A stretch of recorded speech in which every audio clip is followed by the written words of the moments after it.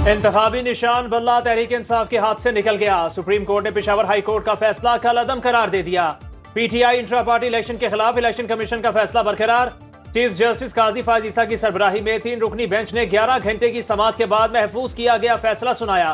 फैसले के मुताबिक इलेक्शन कमीशन एक आईनी इदारा है। इसने अपने फराइज अदा करते हुए गैर कानूनी इलेक्शन कराने पर तहरीक इंसाफ से इंतखाबी निशान वापस लिया। इलेक्शन कमीशन पर तहरीक इंसाफ के बदनीयती के इल्जाम दुरुस्त साबित नहीं हुए।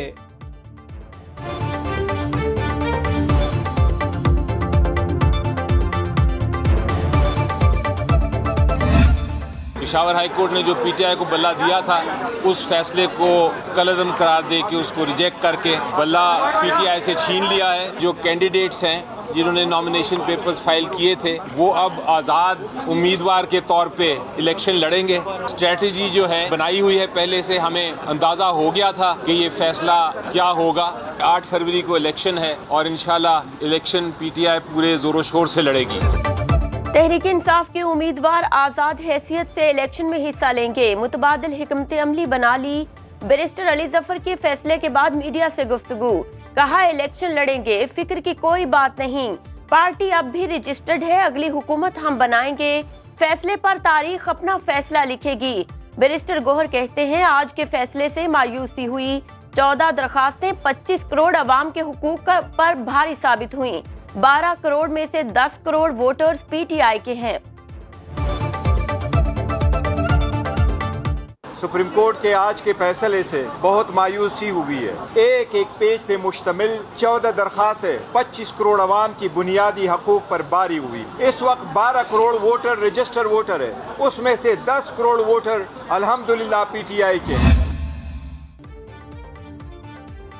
ये कैसे हो सकता है, आप इलेक्शन भी ना करवाएं और इंतखाबी निशान मिल जाए। सुप्रीम कोर्ट में समाअत के दौरान जजिस के पीटीआई वकला से चुपते सवालात। चीफ जस्टिस ने कहा कागज का टुकड़ा पेश करके नहीं कहा जा सकता इलेक्शन हो गए। इलेक्शन कमीशन पर एस्टेब्लिशमेंट के दबाव का इल्जाम लगाया तो उसे साबित भी करें। आप जब बदनीयती की बात करते हैं तो बताएं बदनीयती कहां हुई।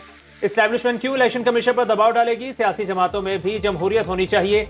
कम से कम इतना तो नजर आए कि इलेक्शन हुए। जस्टिस मोहम्मद अली मजहर ने कहा आप लेवल प्लेइंग फील्ड मांगते हैं, अपने अरकान को भी लेवल प्लेइंग फील्ड देना होगी। बड़े ओहदों पर मुमकिन है किसी ने इख्तरामन कागजात जमा ना कराए हों, लेकिन छोटे ओहदों पर बिला मुकाबला इंतखाब से इलेक्शन की साख नजर नहीं आती। चीफ जस्टिस के रिमार्क्स, कहा 8 फरवरी को 326 अरकान को बिला मुकाबला मुंतखब करवा के आ जाएं तो कानूनी तौर पर इलेक्शन तो होगा, लेकिन मैं इसे इलेक्शन नहीं मानूंगा। बैरिस्टर अली जफर ने कहा फर्ज करें कोई भी इलेक्शन लड़ने नहीं आया तो क्या इलेक्शन कलअदम हो जाएंगे। चीफ जस्टिस ने जवाब दिया पूरी जमहूरियत पर चलेंगे, लंगड़ी लूली वाली बात नहीं होगी। पीटीआई के वकील हामिद खान की इलेक्शन कमीशन पर तनकीद। सुप्रीम कोर्ट में दलाइल देते हुए कहा ऐसी जमात को इंतखाबी निशान दे दिया गया जिसने इलेक्शन ही नहीं करवाए। ये बात इलेक्शन कमीशन के दोहरे मायार को जाहिर करती है। सबसे मकबूल पार्टी को इलेक्शन से बाहर किया तो इलेक्शन की क्या साख होगी।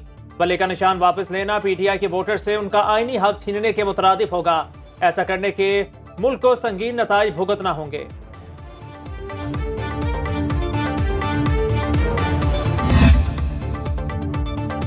क्या अकबर एस बाबर पीटीआई के बानी रुकन थे। चीफ जस्टिस का इस्तफसार। हामिद खान बोले जी वो बानी रुकन थे, लेकिन बाद में पार्टी के मुखालिफ हो गए। उन्हें पार्टी ने शो कॉज नोटिस देकर निकाल दिया। जब वो पार्टी मेंबर ही नहीं तो इलेक्शन लड़ने के अहल कैसे हो गए। चीफ जस्टिस ने पूछा क्या आप इन्हें निकालने की कोई दस्तावेज दिखा सकते हैं। किसी को निकालना है तो खुशी से निकालें, लेकिन तरीकेकार कानूनी इख्तियार करें। हामिद खान ने मजीद कहा क्या बानी रुकन हमेशा बानी रह सकता है। इंट्रा पार्टी इलेक्शन लड़ना चाहता था लेकिन तरीकाकार बारे ला इल्म रखा गया। पीटीआई इंतखाबात के खिलाफ दरख्वास्त गुजार महमूद खान का सुप्रीम कोर्ट में बयान। कहा 2006 में पार्टी ज्वाइन की, 2009 में इस्लामाबाद का कोऑर्डिनेटर बना। अदालत ने पूछा पार्टी को आपसे क्या मसला है। कहा ये पीटीआई से पूछें, मैं तो जमहूरी आदमी हूँ। एक और दरख्वास्त गुजार नौरीन फारूक ने बताया इलेक्शन लड़ना चाहती थी लेकिन मौका नहीं दिया गया।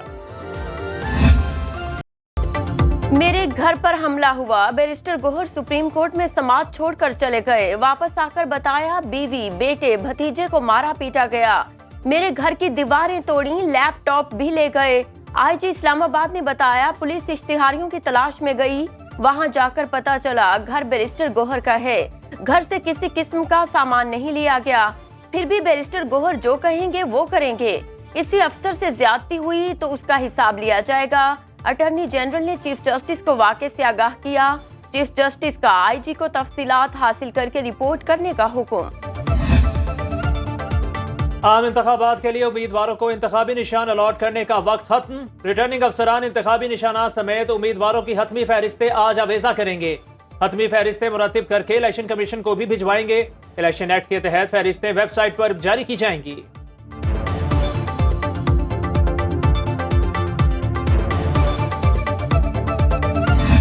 मुझे बड़ा अजीब फील हुआ कि ये इन्होंने टिकट्स कहाँ से लिए, और हालांकि PTI-N के जो हमारे अपने उम्मीदवारान हैं उनको मैंने खुद टिकट इशू किए। मेरी समझ से बाहर है कि ये इन्होंने टिकटें कहाँ से ड्राफ्ट करवाई। You should ask from them कि इन्होंने क्यों किया और कैसे किया। मेरे टिकट्स के ऊपर वाज़ेह तौर पे बल्लेबाज का निशान है। PTI उम्मीदवारों ने हमारे जाली टिकट जमा कराए। हम असली PTI हैं, नजरियाती के अपने उम्मीदवार हैं, मालूम नहीं हमारे टिकट कहां से लिए। चेयरमैन पाकिस्तान तहरीक इंसाफ नजरियाती अख्तर इकबाल की प्रेस कॉन्फ्रेंस। कहा हमारी टिकटों पर बल्लेबाज का निशान वाज़े है। कोई उम्मीदवार किसी दूसरी जमात का प्लेटफॉर्म इस्तेमाल नहीं कर सकता। ROs को PTI नजरियाती के उम्मीदवारों की फहरिस्त देंगे।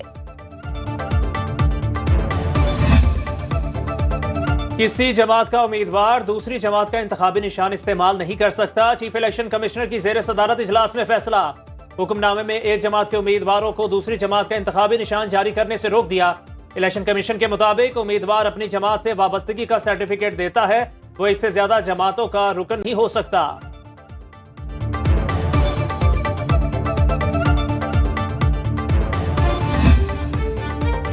ROs के पास पार्टी टिकट जमा कराने के वक्त में बार बार तोसी।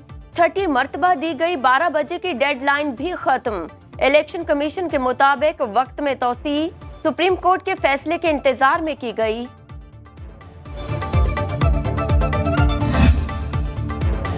अहम PTI रहनुमा इलेक्शन लड़ पाएंगे या नहीं। लाहौर हाई कोर्ट का लार्जर बेंच परवेज इलाही, फवाद चौधरी, शाह महमूद कुरैशी, हमाद अजहर और सनम जावेद समेत दीगर उम्मीदवारों की अपीलों पर फैसले आज सुनाएगा। बानी PTI के कागजात मुस्तरद करने के खिलाफ दरख्वास्तों पर समाअत न हो सकी। कैसरा इलाही को 2 हलकों से इलेक्शन लड़ने की इजाजत। फहमीदा मिर्जा और जुल्फिकार मिर्जा ने कागजात नामजदगी मुस्तरद करने का फैसला सिंध हाई कोर्ट में चैलेंज कर दिया।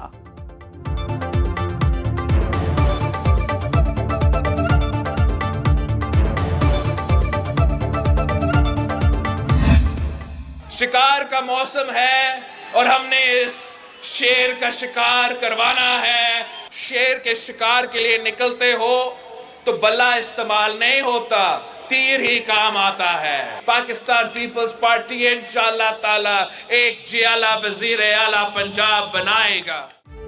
ये शिकार का मौसम, हमने शेर का शिकार करना है। शेर के शिकार के लिए बल्ला नहीं तीर काम आएगा।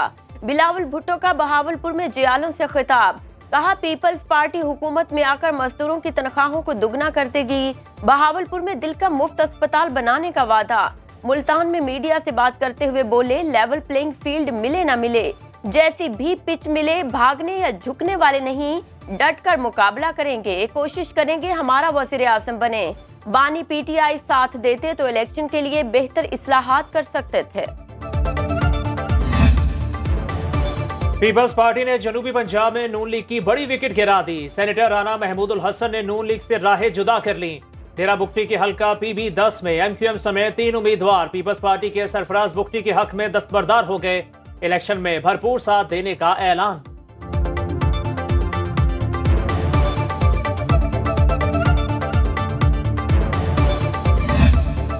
8 फरवरी को इलेक्शन कमीशन ने ऐलान किया है, लोगों ने कागज जमा करा दिए हैं। अब 8 फरवरी को इलेक्शन होंगे। कोई मामला, कोई नाराजगी नहीं है, कोई खफगी नहीं है। जो सियासत है मेरा उससे इत्तेफाक नहीं है। मैं इतनी बात ही करता हूँ।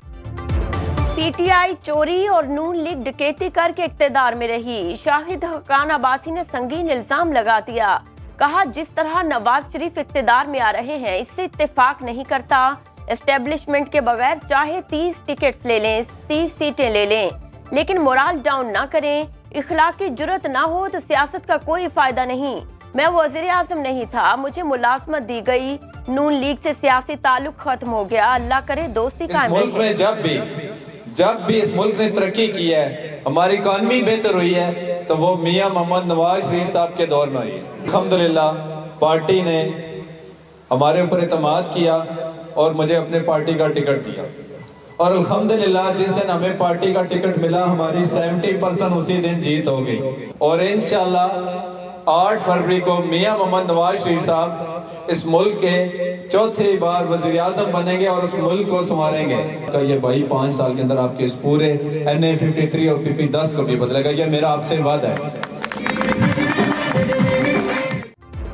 नवाज शरीफ तरक्की की अलामत, मुल्की मईशत को आगे ले जाने में उनका किरदार किसी से ढका छिपा नहीं। रहनुमा नून लीग और PP 10 रावलपिंडी से उम्मीदवार चौधरी नईम एजाज का हल्के में खिताब, कहा मुल्क को मुश्किल वक्त में हमेशा मुस्लिम लीग नून ने संभाला, 8 फरवरी को मुल्क भर में शेर धाड़ेगा, एतमाद करने पर पार्टी क़यादत का मशकूर हूँ, मुंतखब होकर इलाके में रिकॉर्ड तरक्याती काम करवाएंगे।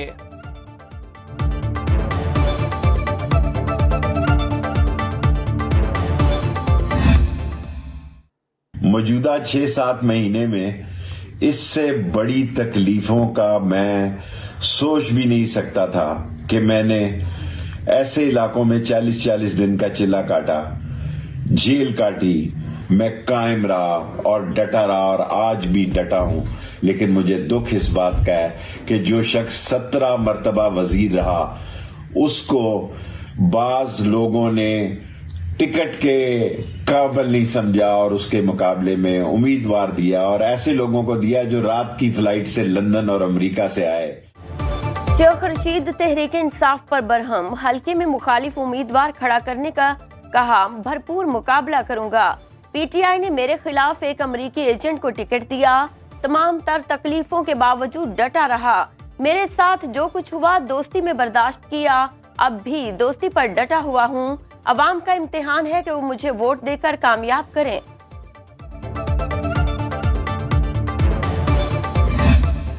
मेरी सेहत नहीं ठीक थी और मेरी बैकबोन में मसला है, तो मुझे कैंपेन करने में काफ़ी तकलीफ हो रही थी, दर्द हो रही थी।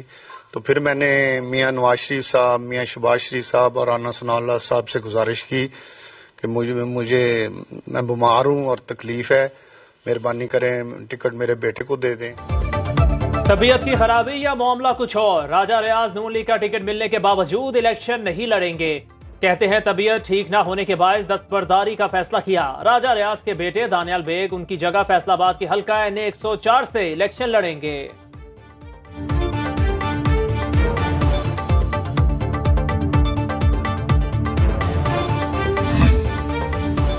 पाकिस्तान की सियासत, कारोबार और वसाइल पर 2% लोगों का कब्जा है।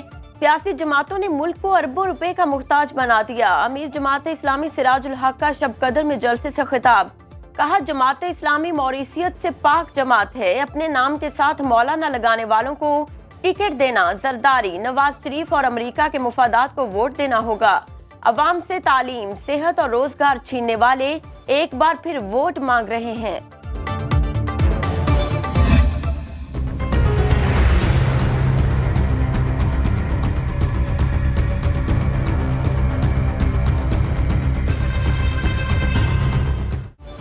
शदीद धुंध ने मुल्क के मुख्तलिफ इलाकों में डेरे डाल लिए। हद निगाह इंतहाई कम होने पर लाहौर से सियालकोट मोटरवे M11 को बंद कर दिया गया। M1 सवाबी से पेशावर, M2 लाहौर से पिंडी भटिया, M3 फैजपुर से दरखाना तक ट्रैफिक मुअत्तल, M4 मुल्तान से फैसलाबाद, M5 रोहड़ी से जाहिर पीर, M14 कड़बा से कोट बेलियां तक गाड़ियों का दाखिला ममनू। दीगर शाहराहों पर भी ट्रैफिक की रवानी शदीद मुतासिर।